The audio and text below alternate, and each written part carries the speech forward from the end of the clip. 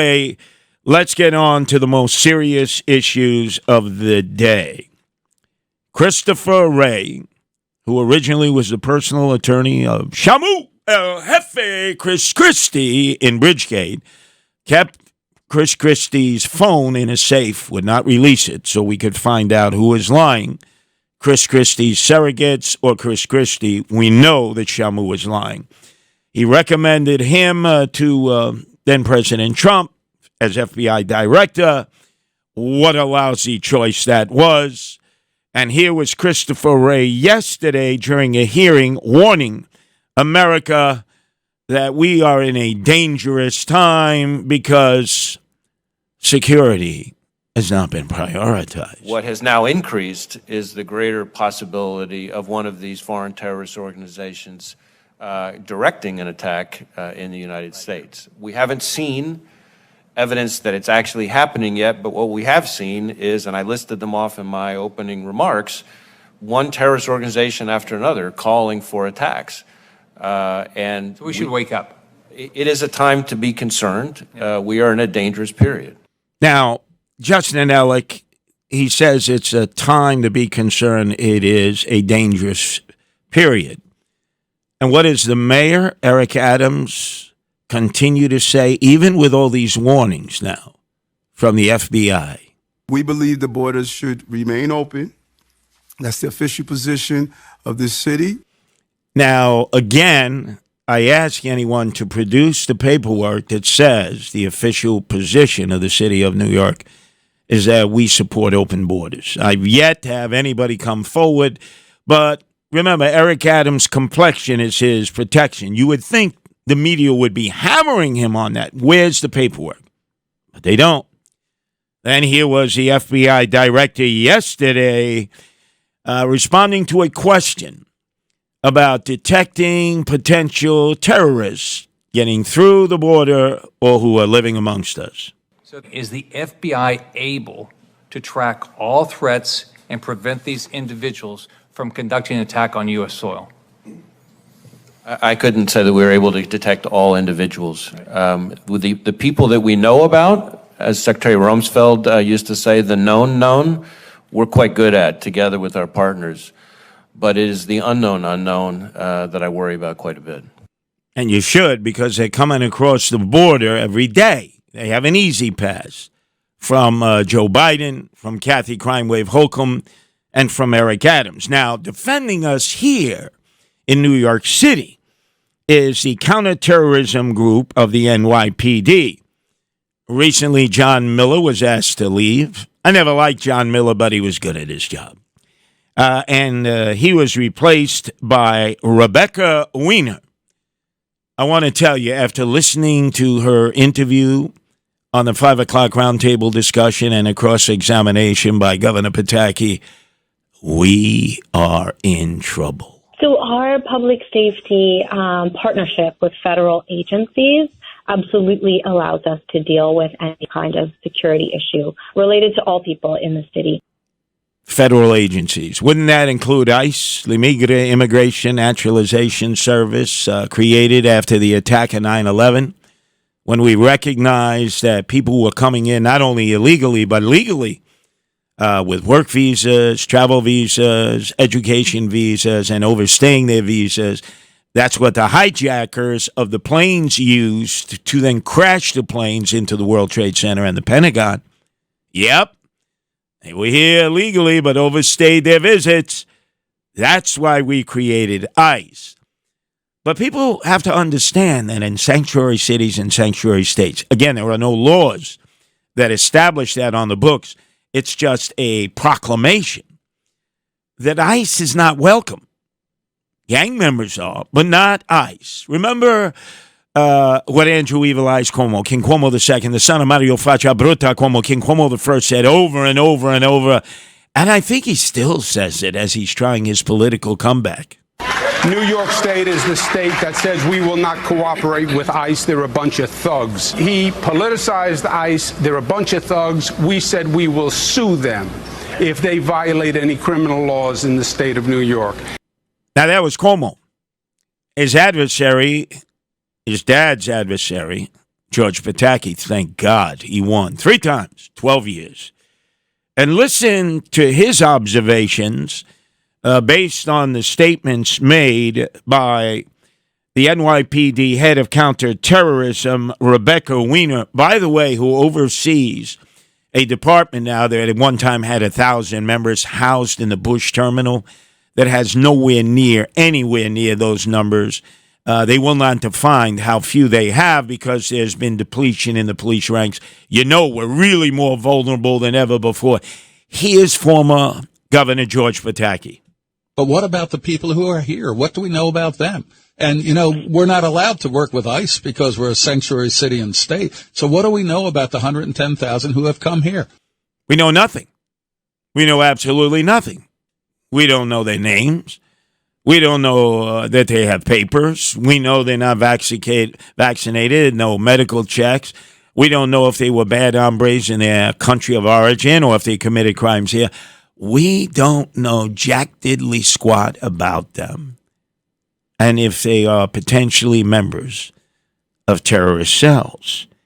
Here was Christopher Wray, FBI director on the Hill yesterday, addressing the intelligence gaps that he admitted exist now, existed back in 9/11, and existed back in 93 when we got hit the first time at the World Trade Center site. Director Wray, can you say that we do not have either individual foreign terrorists or terror cells affiliated with foreign groups currently operating in the United States?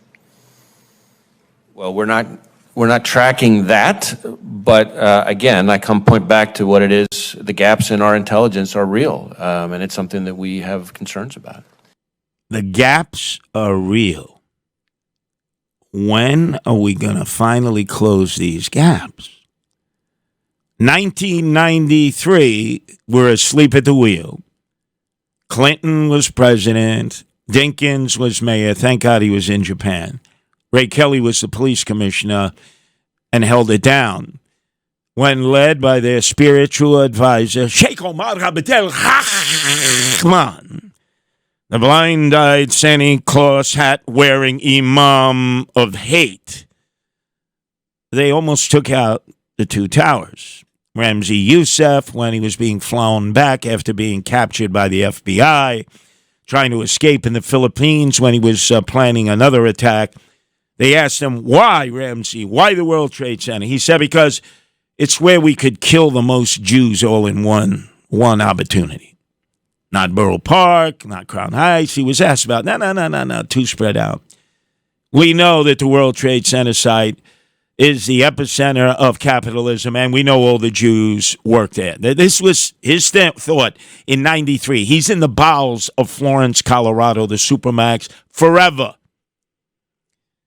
Then in 1991, again, asleep at the wheel, from Clinton to Bush 43, sitting on piles of recorded conversations between Osama bin Laden and the hijackers. Never interpreted, no sharing of information between the National Security Agency, the FBI, all the agencies with acronyms that we barely know what the letters mean. Nothing. Can I hear that cut again by Christopher Wray? I really need to hear that here we are in 2023, and after getting hit twice, he's told the terrorists you can run the table a third time. Can you say that we do not have either individual foreign terrorists or terror cells affiliated with foreign groups currently operating in the United States? Well, we're not tracking that, but again, I point back to what it is. The gaps in our intelligence are real, and it's something that we have concerns about. The gaps are real.